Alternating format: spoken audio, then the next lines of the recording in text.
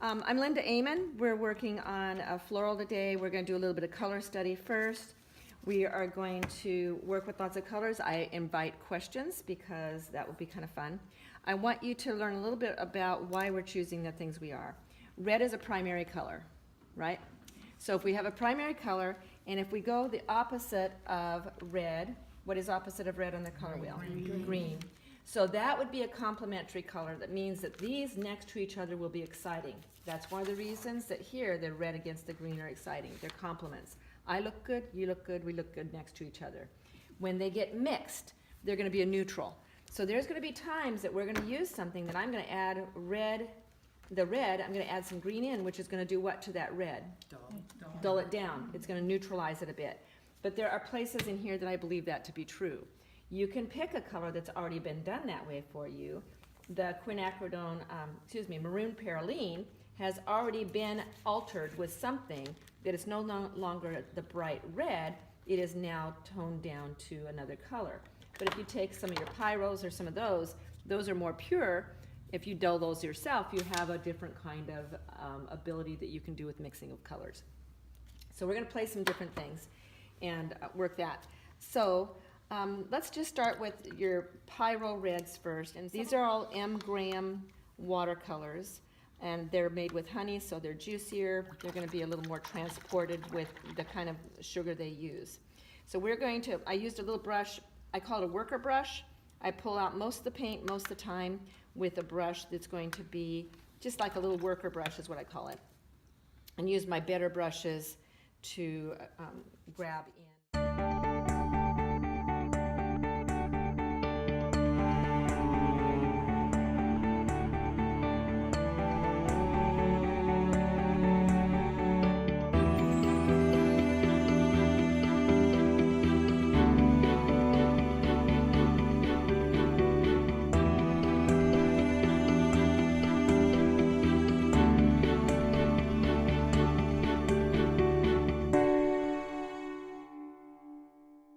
Now what I want to do is I'm going to flip these the other way. I'm going to invade some color into them to give you some thoughts of what could happen. I don't mix the colors on the tray. I mix them on the paper. So that's just because it might be a little easier seeing where I'm going. I'm going to take some of the Maroon Perylene. I'm going to invade it into everybody. So these are just some choices. Now, are they all still wet? Yeah. Yes. Okay. Give a little bit of water. Do a little rock and roll. Did it change the look? Did you see how your Quinacridone Rose is now a deeper, richer color, but because it's going with the Quinacridone Rose, it still has some luminous look rather than your Maroon Perylene by itself. Do you see the difference? Yes. All right, so what I'm going to do now is I just want to show you that we could take this same, let's say this one is, can you tell what that is? Rose. It's the Quinacridone Rose. Now, let's invade it with some Scarlet Pyrrol. What's your prediction if we put it with the... It's going to be Pretty orangey. Okay, so it'll have the red, but it will get a glow factor of this Oh, that's orange. It's a gorgeous color. It's a fabulous color. See how different that looks? Now, in my world, you could still do this begonia in that color, and it would be another whole look, all right? And you would write both names here, and you're going to write the names down there. I'm keeping moving, so I'm not going to worry about it. Okay, let's take the color again. This is which one? Quin Rose. Quin Rose. Need to get a little bit more of it. Okay, Quin Rose. Let's invade. Okay, Quin Rose is a reddish color. Let's put a greenish color in. What's your prediction? This is going to be Hooker's green. It's It's going to neutralize. But here's what's really cool. There's some neutrals in there. That's one way you could do it. We're going to do it all different ways today. nice, rich, dark, neutral. But look at that. So Yeah. again, Quinacridone Rose. We're going to run out of spot, but that's okay. Quinacridone Rose, and I am going to take, yeah, I've got more paper, thank you. I am going to take, here's your prediction, Quinacridone Rose, and I am going to take a little bit of Phthalocyan Blue. Purple. I guess that's a good one. And what would you say is gonna happen? What's your prediction? It's gonna turn purple. What kind of purple is gonna turn because of Deep. deep and Neutralized. Yeah. not as neutralized as you think? It's gonna be glowy. I it like is this glowy. glowy. So if you want to put purple in there, there's a glow factor and a range of color that is that. Now, let me just show you a thought. If I use dioxazine purple instead, there it is. It's not going to be as glowy. It'll be similar, but look at the difference between that and that. So what I want you to do is I want you to try different reds. So stay with a red for a while. Do you see how long? Choose one or two and range it for the possibilities, knowing that this is your image today, knowing that, look at that. That could be really cool. You could put this in there at some point, or a mix of. Look at that. That's very close. We've got the permanent, the alizarin, all these different things.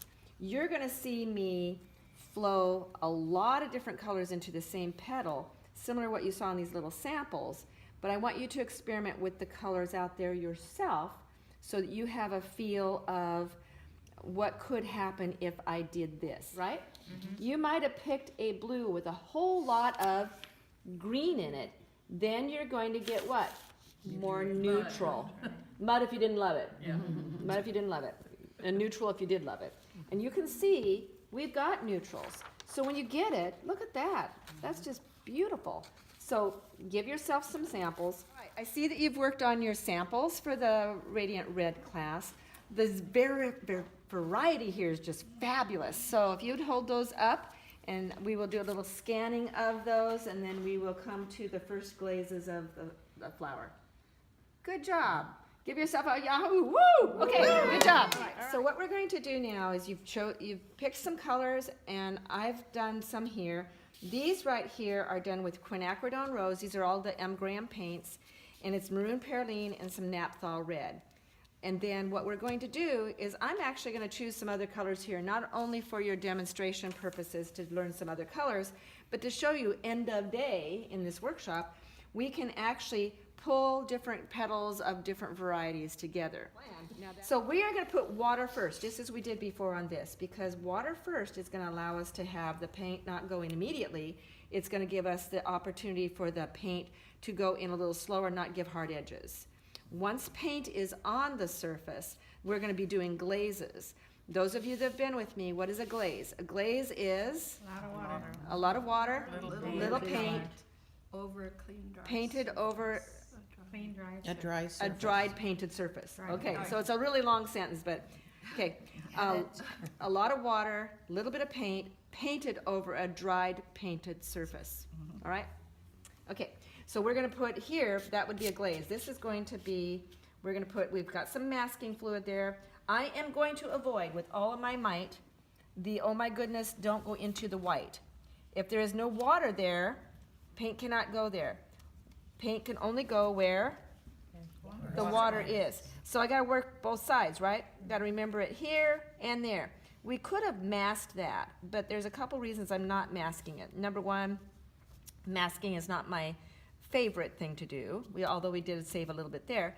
The other is the edge is gonna be a little softer and a little easier to have it be looking like it's incorporated into the flower. So that's my reasoning. So I'm gonna take a little bit of my Quinacridone Rose, and I'm kind of running out of it in my tray, so I'm gonna grab it out of my little borrow pieces. And I am going to fly in the paint. And I say fly because I'm letting the water do some of the work for me. As long as I do not touch my edges that are without water, it'll stay that nice edge, right? Okay, now as I do this, how hard am I touching the paper with the brush? Gently. If I touch hard, what am I telling the paper? What am I communicating to the paper? Stay, and stay in the look of my brush. So I would make a brush stroke look, actually. It would actually look like the shape of my brush instead of what I want it to be. Now I'm going to take a little bit of the naphthol red, and I'm going to put that in. Do you see the difference in the glow there? And you're going to get splatters once in a while. Life will go on. Don't worry about it. we're gonna do a little bit of rock and roll. And then because I like the look up here of it being a little bit lighter, I am going to, let's rock it a little bit more. And then what I'm gonna do is I'm gonna put some Pyrrol, Scarlet Pyrrol. Now that's orange. Is there anything orange there? Yeah. No, but life will be fine. So if I put the orange in there, what's your prediction? It's gonna Peachy, look sun-glazed. Peachier. It's gonna be peachier. But can I glaze little layers over top of it later? Yeah. So is this the last time I'm there? Yeah. Not at all. So there's plenty of water. Let's rock and roll it. And you're gonna see the mix of these three colors, well, in my world, and you're in my world right now, you're gonna see it getting a glow factor that the orange is gonna give it. I like that. Let's not touch that. Now, does that look like that? Well, no, but it does look in values. That's darker, that's lighter. Those are ers darker, okay? Now, that's a lot of water piling there. So I'm gonna rinse the brush, grab off the extra water, and it's a thirsty brush now, and I'm gonna just take a little bit off so that it doesn't. So as this is flowing, then we will come back later and we'll do other glazes. So that actually gives us quite a variety between here. But just as a little idea, what would happen if, now out in time, pretend we're out in time, because in a class I'm gonna show things ahead. So let's say that we did all these guys and now we're coming back again. Let me just show you what happens if I take a little bit of the Quinacridone Rose. What's your prediction when I come over this with Quinacridone Rose? What will it do with my maroon perline? Brighten it up. What will it do with this area? Darken it, but a pinker color. Now, a glaze is a fair amount of water, a little bit of paint, painted on a dried painted surface. Is this dry? Yes. Is that dry? No, we're staying out of there. All right, so it looks like a lot of paint, but it's actually very light. See that? And we're just gonna come over this. Am I manipulating and pushing, or am I kind of getting in there and getting out of there? So if I fuss and fuss, what did I tell the paint beneath it? To move. Okay? Do you see how that brightened up? Now it belongs together. Now they belong together. And as I make the other petals, I can make all kinds of decisions. I could put some maroon perline in there to match that. I could do that now or later.